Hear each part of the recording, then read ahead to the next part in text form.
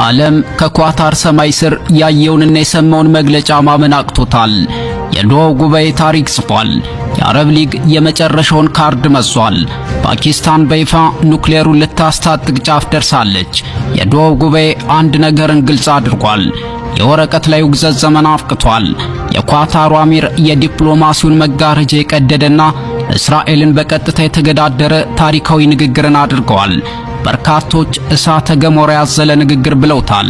ሼክ ተሚም ቢን ሐማድ እስራኤል በጀርባችን ወጋችን ሲሉ አራስ ነብር ሆነዋል። የቁጣው ማዕበል ተስፋፍቶም የክልሉ ሀያላን ሀገራት ለእስራኤል ቀይ መስመር አስምረዋል። ወዲህ ደግሞ የፋርሱ ግዙፍ ኃይል ከእንቅልፉ ነቅቶ በኳታር ዶሃ ሰማይ ስር አንድ ነገር ብሏል። በጥቅሉ የዲፕሎማሲው ዘመን ያበቃለት ይመስላል። የቃላት ውግዘቱ ምዕራፍ ተዘግቷል።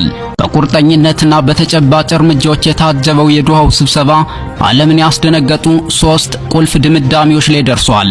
ውሳኔ ቁጥር 1 የዲፕሎማሲያዊ መጋረጃው ተቀዷል። ከዚህ ሰዓት ጀምሮ ሁሉም የአረብ ሊግና የእስልምና ትብብር ድርጅት አባል ሀገራት ከእስራኤል ጋር ያላቸውን ዲፕሎማሲያዊ፣ ኢኮኖሚያዊና ወታደራዊ ግንኙነቶች በሙሉ እንዲያቋርጡ ወስኗል። የውሳኔ ከእስራኤል ጋር ግንኙነት የመሰረቱትን ሀገራት ጨምሮ ሁሉንም የሚያካትት ሲሆን አምባሳደሮች በአስቸኳይ እንዲጠሩና የእስራኤል ኤምባሲዎች እንዲዘጉ ጥብቅ ትዕዛዝ ተላልፏል። ይህ የእስራኤልን የፖለቲካ መገለል ከመቼውም ጊዜ በላይ የሚያጠናክር ታሪካዊ እርምጃ ተብሏል። ውሳኔ ቁጥር 2 የኢኮኖሚ ደም ስሯ ተቆርጧል።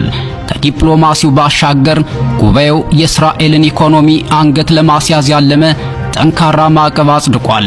ይህም የሚከተሉትን ያጠቃልላል። አንደኛው የአየር ክልል እገዳ ሲሆን የእስራኤል አየር መንገድ በማንኛውም አባል ሀገር የአየር ክልል ላይ እንዳይበር ጥብቅ እገዳ ተጥሏል። ሁለተኛው ደግሞ የንግድ ማዕቀብ ነው። ከአባል ሀገራት ወደ እስራኤል የሚላኩና ከእስራኤል የሚገቡ ሁሉም አይነት ምርቶች ላይ ሙሉ እገዳ ተጥሏል። ይህም የነዳጅና ሌሎች ቁልፍ የሆኑ ምርቶችን ይጨምራል። ውሳኔ ቁጥር 3 የጋራ መከላከያ ኃይሉ ነቅቷል። ምናልባትም ከሁሉም በላይ እስራኤልን ያስደነገጠው ውሳኔ ይሄኛው ነው። ለዓመታት ሲወራለት የነበረው የአረብ እስላማዊ የጋራ መከላከያ ኃይል በአስቸኳይ እንዲንቀሳቀስ ተወስኗል። በፓኪስታን በቱርክና በኢራን ጭምር የሚደገፈው ይህ ኃይል በማንኛውም አባል ሀገር ላይ የሚሰነዘርን ጥቃት እንደ አጠቃላይ ጥቃት በመቁጠር በጋራ ምላሽ እንዲሰጥ ሙሉ ስልጣን ተሰጥቶታል። የዶሃው ጉባኤ አንድ ነገርን ግልጽ አድርጓል። የወረቀት ላይ ውግዘት ዘመን አብቅቷል። የአረብና እስላማዊው ዓለም ከዚህ በፊት ታይቶ በማይታወቅ አንድነት ከቃላት ወደ ተጨባጭ እርምጃ ተሸጋግረዋል። የእስራኤል የመጀመሪያ ምላሽም በድንጋጤ የተሞላ ሲሆን አንድ ስማቸው ያልተጠቀሰ ከፍተኛ ባለስልጣን